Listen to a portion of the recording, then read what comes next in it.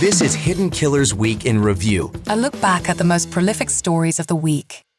This is the Hidden Killers podcast with Tony Brueski. Featuring author, psychologist, and daily contributor, Siobhan Scott. The trial of Chad Daybell continuing on, and new evidence that has never been heard before coming to light. I'm talking about text messages, and I'm also talking about a jailhouse phone call, a very long jailhouse phone call between Chad and Lori that was played this last week that really, in my opinion, if there was already the nails in the casket for Chad, and I'm not trying to, be silly, this is like pouring concrete on top of it, because it's just so messed up. Siobhan Scott, psychotherapist and author, joining me to discuss. We're going to play some of these clips here, but what was your reaction after hearing this thing in its entirety?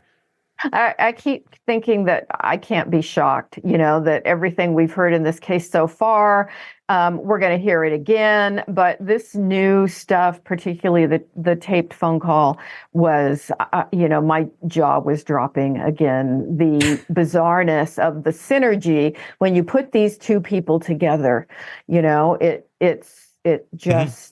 It built and built and built, and they were just incredibly dangerous. And for context here, before we play it, it's not just a phone call between two people kind of conspiring using code words. They are using code words, but it sounds like an HGTV show.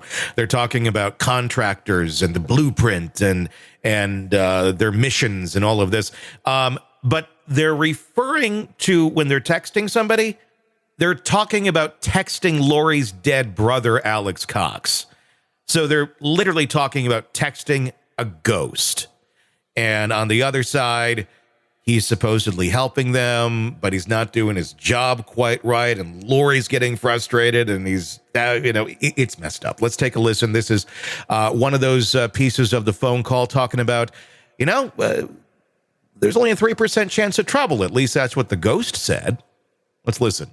It was good to talk. I hadn't texted him in a while. So he would still answer all my questions in the same way, you think, if I texted him? I think you ought to write down some questions for him and maybe even mail them off and see what happens, if he'll respond to you. I have no doubt. Don't forget President Holland's talk, that snippet. He seemed like he wants to text you if he could. Yeah, that's all true. That's all I can say. No, he's still very interested. He hasn't forgotten about us. Remind him when you do text him back that at the beginning of this project, he said there was only a 3% chance that there would be trouble from certain aspects. And then there's 100% trouble because that's where it all started. So find out about that. See what he has to say for himself on that issue. And you know exactly what I'm talking about. I do. You call what I'm talking about? Oh, I know exactly what you're talking about. I know what you're talking about. A couple things in there.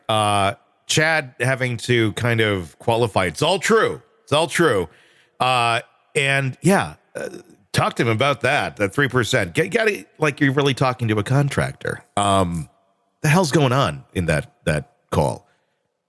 Yeah, he's really trying to persuade her and reassure her, and she's having some doubts. As we're glad that she's aware enough to say, okay, I may be in trouble here. Obviously, you're in trouble. Mm-hmm. But it made me wonder again, how much does he believe this? Yeah. He's very manipulative. He's working her, and she's naive and psychotic enough to go along with it at this point. Did he believe it 50%? Did he believe it 80%? Is it a case of, there's a rare condition that happens with two people called filet à deux, where one person is quite psychotic and latches on to another person who's psychotic, and they share a delusional belief, and then they both, jump into it. So is it something that's going to be the best fit? We haven't heard a psych eval from him. We're not hearing a defense of insanity. He certainly does not present as psychotic, where Lori did present as psychotic. Mm-hmm. So it's absolutely shocking. And the fact that the two of them can just talk about text with a dead person and they both nod their head. And then there was so much chuckling in the call, giggling. I mean, that was creepy and strange. And so, as I say, my jaw dropped over listening to this. Because their blueprints, their missions or goals, however they're describing it, it's about killing people. It's about killing their kids. It's about killing their spouses. And it's just exactly like, what is going? But I guess if you're trying to understand how they're doing this, they don't believe those people are human anymore, or at least Lori doesn't. And I don't know if Chad does or not. I'm trying to figure out that end of this.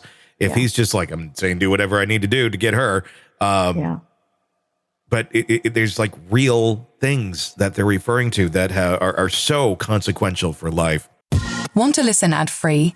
Want advanced access to all of our interviews before anyone else? Become a True Crime Today Premium Plus subscriber on Apple Podcasts. You get every episode commercial free. So you can binge on true crime until you can binge no more. Search True Crime Today Premium Plus on Apple Podcasts now, or go to our podcast page and sign up now. More of the Hidden Killers podcast next.